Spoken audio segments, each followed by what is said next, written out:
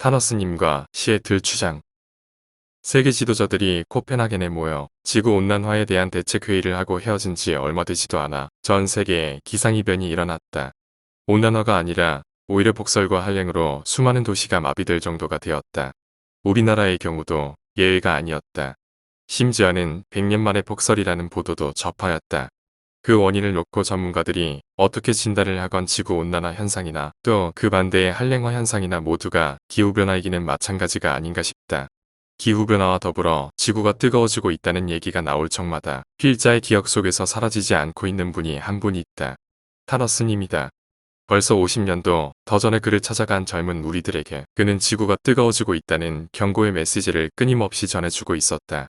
당대의 세계적인 석학들이 로마에 모여 인류의 장래를 논하면서 인구 증가와 자원 고갈과 환경오염이 어쩌면 모든 성장의 장애요인이 될 것이라는 경고에 로마 클럽 보고서를 발표하기 한참 전이지 않았나 싶다. 그때 그는 지구온난화 영향으로 북빙양이 녹아 바닷물의 양이 늘어나고 이는 지구축의 기울기에 영향을 주어 지각변동을 일으킬 것이라는 예언적인 얘기를 수도 없이 들려주곤 하였다. 그럴 때마다 우리는 다소 비과학적인 소설 같은 얘기라고 일축하였다. 그러나 지금 와서 생각해보면 그의 그러한 미래 예측에 대해 놀라지 않을 수 없다.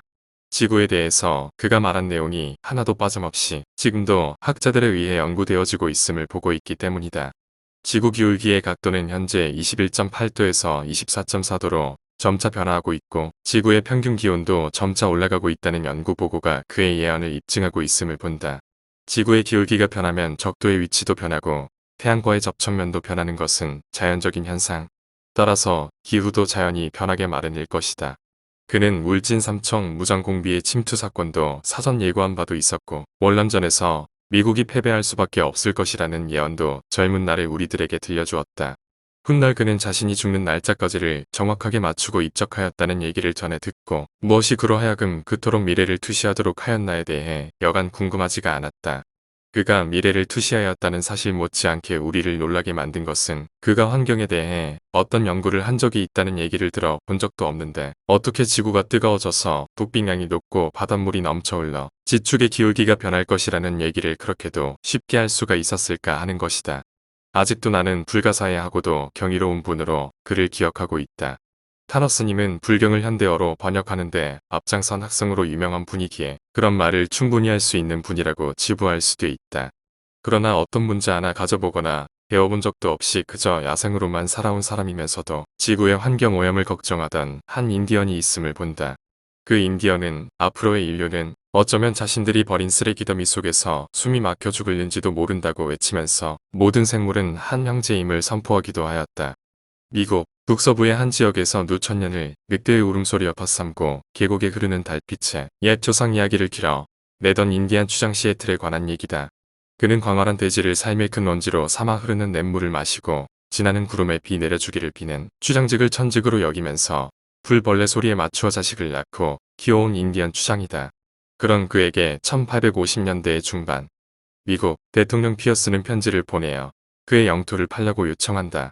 자손 대대로 살면서 대지를 소유해 본 적도 없고 토지를 개간해 본 적도 없을 뿐더러 토지 매매에 대한 개념조차 없는 사람들에게 그 대지를 자기에게 팔라는 편지를 했으니 인디언의 입장으로는 그것이 얼마나 황당했을까. 하늘이 무너지고 업장이 무너지는 심정이지만 시애틀 추장은 드워미시와 수커미시족의 추장답게 몇 번의 심호흡으로 자신의 감정을 가다듬고 나서 이렇게 외마디 절규를 퍼붓는다. 아니, 나보고 저 청량한 공기를 팔라고 하는 것이요. 흐르는 시냇물에 반짝이는 햇빛을 팔라는 것이요. 나 그런 거 가져본 적이 없어. 어떻게 그런 것을 사고 팔 수 있다는 말이요. 가슴속에서 흘러내리는 눈물을 주체하지 못하면서도 시애틀은 냉정하게 말한다. 그러나 당신이 사자고 했으니 안 팔 수도 없게 되었소. 팔지 않는다고 했다가는 또 언제 총을 들고 나타나 내 동족을 전부 죽일는지도 모르겠기에 말이요. 그런 말이요. 이 땅은 우리 조상들의 정령으로 가득 찬 우리 영혼의 땅이요. 이 땅을 소중하게 간직하시오. 아무리 보아도 당신들은 땅을 원수대하듯 하는 사람 같소. 나는 당신네들이 만들어 놓은 도시에서 뿜어내는 불빛으로 눈이 아파 죽을 지경이요. 당신들이 내다버리는 쓰레기 더미 속에서 당신들은 그 악취를 맡으면서 언제인가 죽을는지도 모를 일이라 생각하오. 인간이란 말이요. 늑대의 울음소리와 더불어 살지 못한다면 아무것도 아니요. 늑대가 사라진다면 인간도 사라지게 마련이요. 저 숲속에서 풀벌레의 날개짓으로 들려 오는 아름다운 소리를 듣지 못한다면 인간은 도대체 무슨 존재란 말이요? 그것들은 모두 우리와 한 형제인 것을 왜 당신들은 모르오? 그들을 사랑하시오. 그렇지 않으면 인간은 그들이 사라지듯이 사라질 것이요. 물론 이 글은 그의 뜻을 헤아려 필자 나름대로 쓴 것일 뿐 정확한 번역은 아니다. 중요한 것은 어떻게 그렇게도 정확하게 타너스님이나 원시인과 크게 다름이 없는 일자무식의 시애틀 주장이 남들이 갖지 않은 예지력으로 지구의 기후 변화를 예측하고 환경오염의 폐해와 생물 다양성을 주장하였는가 하는 사실이다. 이는 여간 경이로운 사실이 아니다. 모르긴 하되 지구에 대한 끝없는 사랑이 그들로 하여금 빛나는 예지를 갖도록 한 것이 아닌가 한다.